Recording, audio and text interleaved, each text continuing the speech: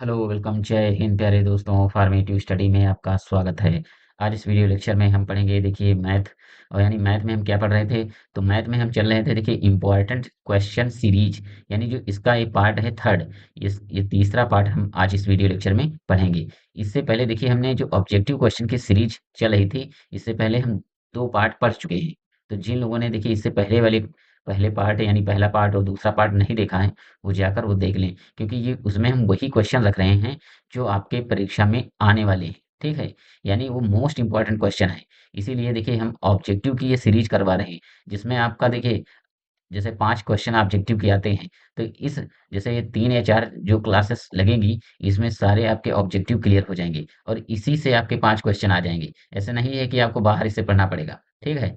और इसके बाद देखिए हम अतिलघुत्तरी और लघुत्तरी क्वेश्चन की सीरीज चालू करेंगे, ठीक है? तब उसमें जितने सारे इंपॉर्टेंट क्वेश्चन हैं, वो भी हम आपको करवा देंगे। तो जिससे कि आपकी तैयारी इतनी अच्छी हो जाएगी और मैथ पर इतनी अच्छी आपकी पकड़ बन जाएगी कि सोच लीजिए आप, जैसा कि हम टारगेट लेकर चले कि 25 में 25, तो आप 25 में 25 नंबर लेकर आएँगे, ठीक है? तो बस आपको क्या करना है, आपको हमारे साथ जुड़े रहना है, ठीक है? और लगातार आपको अपनी पढ़ाई करते रहना है, ठीक है? गैप नहीं करना है कि बीच-बीच छोड़ दें फिर पढ़ रहे हैं। और इधर-उधर देखिए भटकने की ज़रूरत नहीं है, क्योंकि आप इधर-उधर के चक्करों में आप पढ़ें तो वो काफ़ी आपको कन्फ्यूज़न ही मिलेगी, क्योंकि वो कन्फ्यूज़ कर देंगे, ठीक है?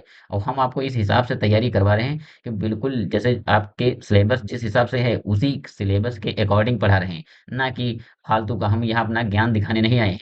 हमें आपको अच्छे से अच्छे अंक दिलवाने हैं, जिससे कि आपका बैक ना लगे और आप DELET फर्स्ट सेमेस्टर में अच्छे अंक से उत्तीर्ण हो, ठीक है? ना कि हम यहाँ आपको दिखा दें कि पूरा जो ज़रूरत नहीं है, दिखाने के चक्कर में वो भी पढ़ा दें जो ज़रूरत ना भी हो। तो हम ऐसा बिल्कुल नहीं करेंगे और ना ही कोई झूठी अफ़वाह आप से फैलाएँगे कि यह परीक्षा होने वाली है या इतने दिन टाइम बचा है परीक्षा को। देखिए, अभी परीक्षा आपकी काफ़ी टाइम है, दूर-दूर तक इसकी कोई जानकारी अभी तक नहीं है। अगर हाँ झूठ बोलना हो तो हम कह दें कि अभी परीक्षा होने वाली है या इतना टाइम बचा है, ठीक है? तो यानी परीक्षा को लेकर आप कोई भी टेंशन फ्री रहिए, बस आप तैयारी करते रहिए। हमारी ज़िम्मेदारी है कि आपको हमें कैसे तैयार करना है, परीक्षा से पहले सारा कुछ सिलेबस भी तैयार होगा, क्वेश्चन भी आप इतने प्रैक्टिस कर चुके होंगे कि यही हमारा टारगेट भी है कि हमसे जुड़ने वाला हर प्रशिक्षु 90 प्लस स्कोर करके आएगा। इससे ज़्यादा ही नंबर आपके होंगे, ठीक है? ये मैं आपसे वादा कर रहा हूँ। बस आपको हमारे साथ जुड़े रहना है और हमारे हिसाब से तैयारी करते रहना है। इधर-उधर के चक्कर में नहीं पड़ना है। ठीक है? चलिए क्लास को स्टार्ट करते हैं। किसी गाँव की जनसंख्या 750 है। उस गाँव में यदि 50 व्यक्ति निरक्षर हैं, ठीक है? कितने व्यक्ति निरक्षर हैं? 50। तो साक्षरता का प्रतिशत क्या होगा? तो सबसे पहले आप समझिए कि इसमें निकालना क्या है। तो हमें साक्षरता का प्रतिशत निकालना है। तो प्रतिशत कब निकालेंगे? जब हमें पता चल जाएगा कि साक्षर लोग हैं कितने। तो देखिए पहले निकालिए साक्षर, यानी साक्षर लोग कितने हैं? तो साक्षर टोटल संख्या कितनी है गाँव में? जनसंख्या है 750। उसमें से 50 अनपढ़ हैं यानी निरक्षर हैं, तो माइनस कर दीजिए 50। अब देखिए इसमें से हम टोटल संख्या से अगर 50 निरक्षर घटा देंगे तो हमें पता चल जाएगा कि साक्षर कितने हैं। यानी तो साक्षर होंगे 700। जो 700 लोग हैं ये साक्षर हैं। अब हमें साक्षर पता चल गया। अब हमें निकालना है प्रतिशत। तो यानी 700 को भाग करिए 750 से, यानी टोटल संख्या कितनी है 750। अब देखिए इसे हमें करना है प्रतिशत में, तो गुणा कर दीजिए 100 से। ठीक है? अब हमें पता चल जाएगा कि कितने प्रतिशत हैं साक्षर। तो देखिए इसको काटिए, ये 0 से ये 0 कट जाएगा, 25 से काटिए 25, चा तियाँ 75, 25 चाकू 100, ठीक है? तो ये आ जाएगा 4 सते 28, यानी 280/3। 3 से डिवाइड कीजिए तो 3 नवा 27, ठीक है? 3 त्रिका 9 और 3 त्रिका 9, फिर दशमलव लगाएँ, 3 त्रिका 9, यानी आ जाएगा, देखिए इसका आंसर आएगा 93.33। कौन सा ऑप्शन सही है? बी ऑप्शन, ठीक है? तो देखिए एक बार दोबारा समझ लीजिए, इसमें हमें निकालना है कि साक्षरता का प्रतिशत। तो हमें पहले पता होना चाहिए कि साक्षर लोग कितने हैं, तो हमने साक्षर लोगों को निकाला, ठीक है? और कुल संख्या से इसको भाग करना है। फिर देखिए हमें चेंज करना है प्रतिशत में। तो जैसे देखिए ये बन जाएगा भिन्न, और भिन्न को देखिए जब भी प्रतिशत में चेंज करना होता है तो 100 से कर देते हैं गुणा, ठीक है? फिर आप इसको काट पीट लीजिए, जो संख्या प्राप्त होगी वही होगा इसका प्रतिशत, ठीक है? अगला सवाल देखिए। अगला सवाल है, 600 छात्रों के एक विद्यालय में 240 बालिकाएं हैं। बालिकाओं का प्रतिशत।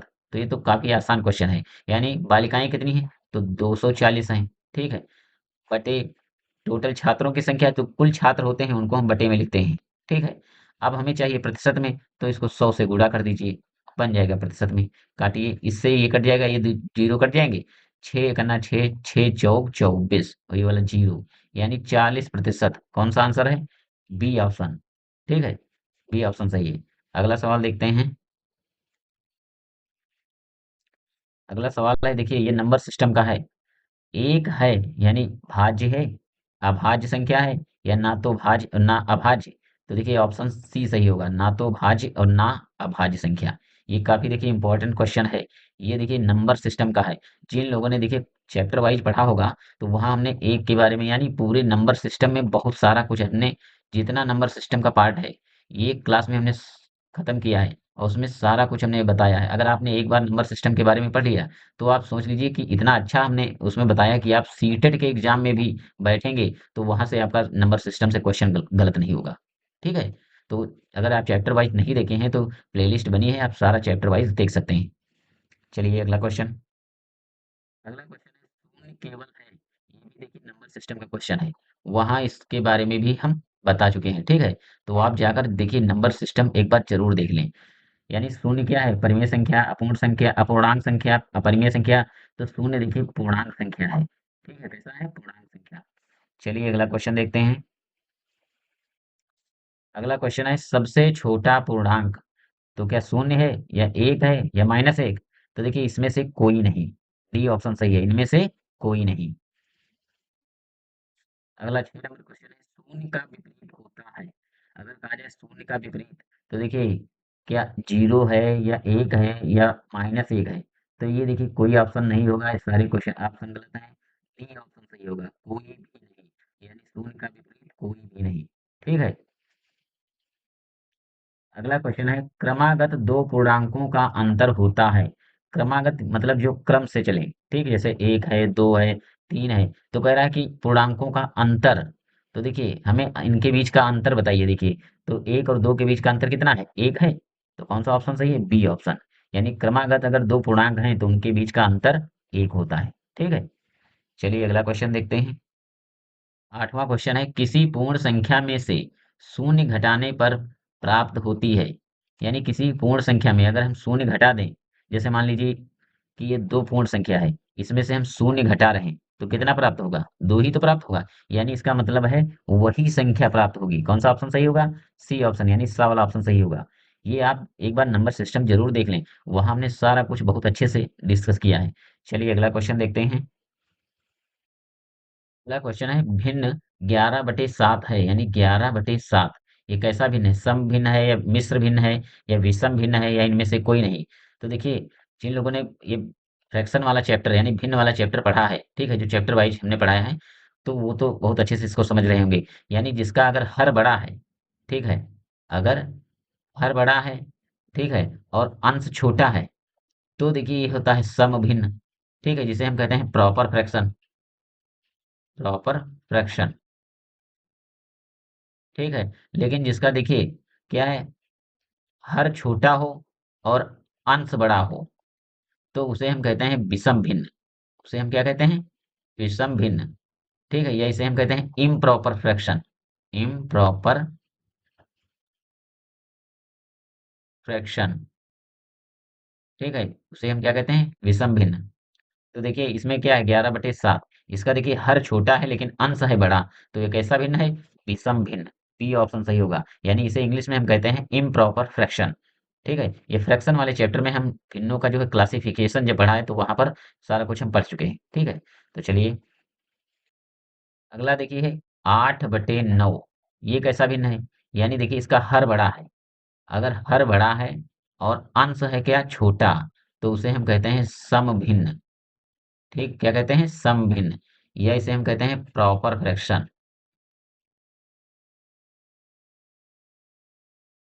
प्रॉपर फ्रैक्शन, यानी ये कौन सा है? सम भिन्न। कौन सा ऑप्शन सही होगा? तो ए ऑप्शन। जिसका देखिए हर अगर बड़ा है अंश से, तो सोच लीजिए कि है सम भिन्न। अगर हर छोटा है, अंश बड़ा है, तो विषम भिन्न है। ठीक है। चलिए आगे समझते हैं। देखिए इसीलिए हम बोल रहे हैं कि आप चैप्टर वाइज पहले एक बार जरूर देख लीजिए। अगर आपने चैप्टर वाइज नहीं पढ़ा है तो एक बार चैप्टर वाइज पढ़ना बहुत जरूरी है, क्योंकि अगर थोड़ा सा भी चेंज हुआ क्वेश्चन में तो आपसे गलती हो सकती है। ठीक है, तो आपको चैप्टर वाइज जरूर समझना होगा। अगला क्वेश्चन है देखिए, 11वां क्वेश्चन है, ये देखिए बीच में दशमलव है, ठीक है, यानी 48.54 में 5 का स्थानीय मान, यानी दशमलव संख्या का हमने स्थानीय मान पढ़ा है। तो जब भी देखिए दशमलव संख्या का स्थानीय मान हम निकालते हैं, ठीक है, तो जैसे दशमलव के जितनी संख्या बाद वो संख्या होगी, यानी दशमलव के एक अंक बाद है संख्या 5, क्योंकि हमें 5 का निकालना है, तो हम 10 से भाग कर देते हैं। ठीक है, इसको हम 10 से भाग करेंगे। अगर कहीं दूसरी संख्या पर होता, यहाँ दूसरे अंक पर अगर 4 का निकालना होता, तो हम 4 को देखिए 100 से भाग कर देते हैं। ठीक है, यानी पहले हम 10 से करते हैं, फिर 100 से, फिर 1000 से, फिर 10,000 से, ऐसे भाग करते हैं। यानी जब भी दशमलव का स्थानीय मान होता है तो कौन सा ऑप्शन सही होगा? 5/10। ठीक है, यानी 5 का स्थानीय मान कितना है? 5/10। देखिए अगला सवाल है 12वां, 51.3 प्लस 6.079 प्लस 0.38 प्लस 0.5 का मान होगा। देखिए दशमलव संख्या का जोड़ घटाव आप अच्छे से समझ लीजिए, नहीं तो इससे क्वेश्चन पूछा जाता है, अगर थोड़ा सा आपने मिस्टेक की तो आपसे गलती हो सकती है, क्योंकि बहुत लोग ऐसे होते हैं जो दशमलव संख्या का जोड़ और घटाना और गुणा भाग नहीं जानते। तो इससे पहले वाली क्लासेस में हमने देखिए जोड़ गुणा बताया था, और एक भाग भी बताया है। यानी पार्ट 1 में हमने देखिए भाग के बारे में एक क्वेश्चन लिया, फिर पार्ट 2 में देखिए गुणा का भी क्वेश्चन है, और इस देखिए पार्ट 3 में देखिए जोड़ का भी क्वेश्चन आ गया। ठीक है, तो देखिए 51, इसमें जब भी दशमलव संख्या का जोड़ और घटाव हो तो बस आपको दशमलव के सामने दशमलव रखना है, बस उसी हिसाब से संख्या लिखते जाइए। तो देखिए 51.3, फिर देखिए 6.07, तो पहले यहाँ पर लिखना है, देखिए दशमलव रखिए, 6 है इस साइड तो यहाँ पर 6 कीजिए, फिर 0.79। ठीक है, फिर देखिए यहाँ पर 0.38, तो दशमलव लगाइए, यहाँ पर 0 है, फिर 3 और 8, फिर देखिए 0.5, तो यहाँ पर दशमलव लगाइए, फिर 5, यानी दशमलव के सामने दशमलव होना चाहिए। अब जोड़िए, तो देखिए यहाँ पर भी कुछ भी नहीं है, तो केवल 9 होगा। 8 और 7 15, 15 के 5, 3 3 6 और 5 11, 1 12। ठीक है, अब देखिए दशमलव लगाइए, यहाँ पर हासिल 1 है, 6 1 7, इसमें का हासिल 1 8, और ये 5, यानी 58.259। कौन सा सही है ऑप्शन? ए ऑप्शन सही है। ठीक है, यानी बस आपको दशमलव के सामने दशमलव रखना है। ठीक है, अगर दशमलव इधर उधर किया तो समझ लीजिए कि आपका सवाल गलत हो जाएगा। ठीक है, जैसे देखिए अगर इस प्रकार जोड़ना है, 3.4 प्लस 2.44 और 5.6, तो देखिए कैसे जोड़ेंगे? सबसे पहले हम लिखते कैसे हैं? तो 3.5 लिखिए, फिर लिखिए 2.4 और 4, फिर लिखिए 5.6। ठीक, इस प्रकार लिखिए। फिर देखिए यहाँ पर कुछ भी नहीं है तो आप चाहे तो जीरो लिखते हैं, यहाँ पर भी इनके पास कुछ नहीं है तो जीरो लिख सकते हैं, नहीं तो आप ऐसे ही जोड़ सकते हैं।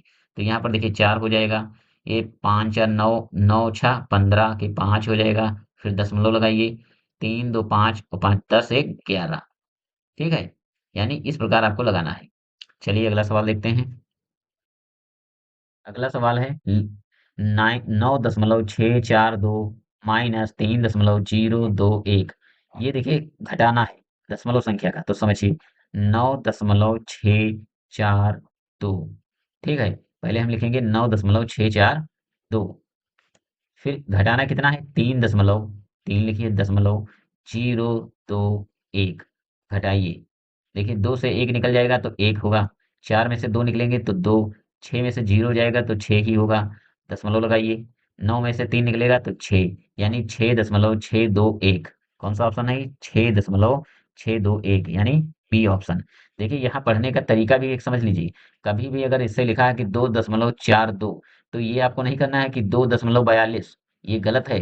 ठीक है, ये अगर कोई इस प्रकार संख्या लिखी है और उसको कहा जाए कि बताइए इसको पढ़िए, क्योंकि इससे देखिए कई बार प्रैक्टिकल के दौरान एग्जामिनर इससे सवाल पूछ लेता है, यानी कहेगा कि इसको बताइए, तो कुछ लोग करते क्या है, कहेंगे 2.46, जबकि ये गलत है, 2.46। ठीक है, यानी दशमलव के बाद हम एक एक अंक का नाम लेंगे। ठीक है, डायरेक्ट पूरा अंक नहीं बोलेंगे, यानी ऐसे लिखा है, तो इसको कैसे पढ़ेंगे?